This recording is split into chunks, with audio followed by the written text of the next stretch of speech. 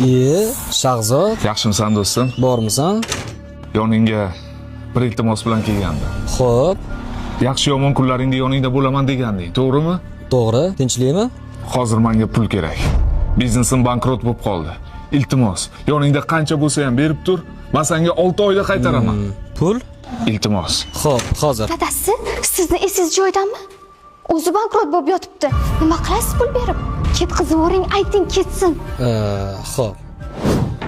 Nimaga telefoningni ko'tarmaysan? Sani ham uyingga borishi mumkin. Shuni ogohlantirmoqchi edim. Mana turibdi. Mendan pul so'radi. Bermadim. Ancha sinib qopti shekilli. Hozir pul bersak, ertaga qanaqa qilib to'laydi? Sal qoldi-ya. Men bunga pul bermayman. To'g'ri aytgan ekansiz, aka. Nima qilding? Do'stlaringning uyiga bordingmi? Taksi kerak emasmi? Qo'shni? Xullas, shunaqa gaplar, opa. Hali hammasi yaxshi bo'ladi. Mayli unda. To'xtang. Mana bu 2 yil davomida yangi mashina uchun yig'gan pullarim. Faqat hali yarmi. Shuni oling. Yo'q, opa, ola olmayman. Oling, ishlaringiz qachon yurishib ketsa keyin qaytarasiz.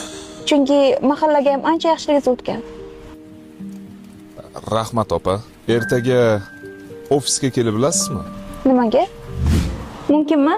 Keling, opa. Marhamat. Uka, bankrot bo'lganga o'xshamaysiz-ku? Sizni boshqa maqsadda chaqirgandik, opa. Tushunmadim. Biz har yili qurayotgan uylarimizdan bittasini ehson sifatida munosib insonga hadya qilamiz. Kecha o'sha munosib insonlarni qidirib yurgandim va nihoyat topdim. Mana bu kecha menga bergan pullaringiz. Bu esa Modern House qurilish kompaniyasining Namozgoh City loyihasidan 2 xonali uyning kaliti. Marhamat. Voy, bu mengami? Oling, opa. Siz bunga munosibsiz. O'zingiz ijarada yashar ekansiz, mashinangiz ham ijarada ekan. Lekin menga do'stlarim bermagan yordam berdingiz, opa. Buni ham meni nomimdan qabul qilasiz.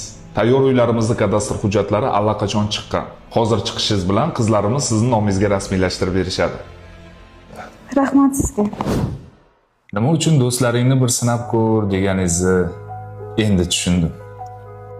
Boshingga ish tushsa, eng avvalo yaqiningman deb yurgan insonlaringning eshigini taqillat. Ularning eshigi ochilmasligi mumkin, lekin sana ko'zing ochiladi. Shunaqami?